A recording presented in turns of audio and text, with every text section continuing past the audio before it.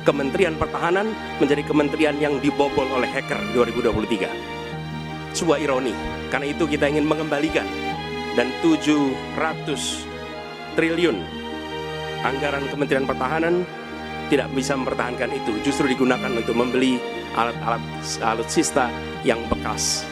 Di saat tentara kita lebih dari separuh tidak memiliki rumah dinas, sementara menterinya punya, menurut Pak Jokowi, punya lebih dari 340 hektar tanah di Republik ini. Silakan Pak Ganjar. Mas Anies gak usah takut. Disebut aja angkanya berapa gitu loh. Kayak saya gitu loh. Jangan di bawah 5, sebut aja berapa. 11 Mas, dari 100. Oke. Ini sedikit ngajari kendel Mas Anies biar berani.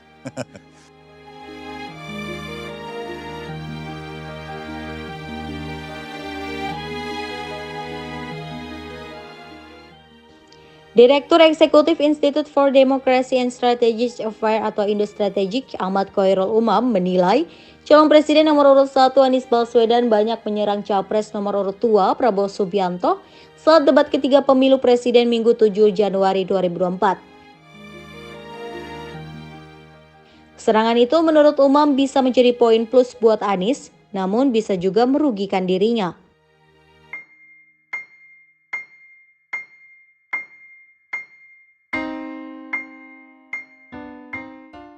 Sejak awal debat, Anies langsung menggunakan strategi menyerang. Mantan Gubernur DKI Jakarta itu berkali-kali menyinggung soal penggandaan alat utama sistem pertahanan atau alutsista bekas. Anies juga menyentil dugaan keterlibatan orang dalam yang menyebabkan terjadinya kebocoran anggaran dalam belanja alutsista Kementerian Pertahanan. Hantaman terkeras Anies terhadap Prabowo adalah ketika ia mengungkit soal kegagalan program food estate atau lumbung pangan, juga soal banyaknya TNI yang tidak memiliki rumah di saat Prabowo selaku Menteri Pertahanan memiliki lebih dari 300.000 hektar lahan. Sementara menurut Umam, pada awal debat Prabowo tampak terpancing emosinya oleh serangan Anies. Prabowo juga dianggap lepas kendali emosi ketika merespons serangan Anies mengenai etika kepemimpinan dan sejumlah kritik lain bidang pertahanan. Lantaran harus menahan emosi dan serangan-serangan tajam, Ketua Umum Partai Gerindra itu akhirnya kurang mengelaborasi substansi dan filosofi kebijakan pertahanan keamanan dan strategi hubungan internasional secara memadai.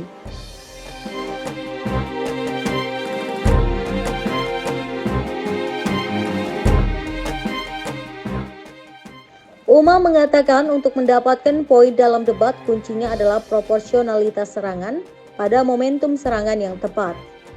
Di sisi lain, Capres nomor urut 3 Ganjar Pranowo dinilai mampu mengelaborasi argumen tentang visi pertahanan, keamanan, dan diplomasi ekonomi dengan impresif. Ganjar dianggap tampil simpatik, lebih tertib, pola konfrontasinya terukur, dan diperkuat dengan substansi yang mengesankan. Mantan Gubernur Jawa Tengah 2 periode itu disebut mampu mengelaborasi pendapatnya secara jelas mengenai perencanaan dan komitmen anti korupsi dalam kebijakan pertahanan, termasuk terkait isu penguatan infrastruktur siber nasional dan revitalisasi kinerja ASEAN. Ya, debat tadi malam saya pikir memberikan ruang yang sangat terbuka bagi para capres untuk menghadirkan setidaknya dua hal, dari ranah substansi dan juga dari ranah gimmick dalam konteks serangan yang kemudian bisa memantik ego masing-masing. Tetapi dalam konteks substansi, memang diakui atau tidak, Mas Ganjar tampil cukup impresif dengan tampilan argumen yang cukup simpatik, lebih tertib, dan juga pola konfrontasi yang relatif lebih terukur. Sehingga kemudian beberapa materi yang disampaikan relatif cukup memberikan penjelasan yang cukup clear. Sehingga ketika dia menjelaskan tentang cyber, kemudian tentang kritiknya terhadap sentralitas ASEAN dan juga upaya revitalisasi ASEAN, rasanya itu cukup proporsional. Sementara kalau misal kemudian kita cermati, Mas Anies sendiri langsung menggunakan strategi ofensif. Dan hal ini tentu cukup logik karena bagaimanapun juga Pak Prabowo memiliki elektabilitas yang relatif cukup terkonsolidasi. Maka strategi terbaik dalam konteks ini adalah ofensif, seperti yang dikatakan Sun Tzu.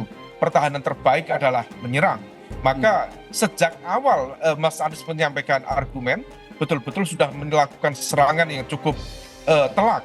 Dan hal itu tampaknya betul-betul kemudian memantik emosi Pak Prabowo. Dan itu cukup terlihat begitu clear ketika Pak Prabowo masuk dalam konteks pemaparan visi misi terkait dengan isu pertahanan keamanan, HI dan sebagainya. Beliau tampak betul menahan emosi di situ. Sehingga akibatnya Pak Prabowo terkesan menjadi kurang elaboratif. Beliau menggunakan strategi yang defensif, namun elaborasinya harusnya tentu beliau ini adalah tema yang sangat-sangat Pak Prabowo banget. Tetapi dalam konteks elaborasi kebijakan dan juga isu terkait dengan konteks filosofi pertahanan dan sebagainya relatif kurang banyak terelaborasi.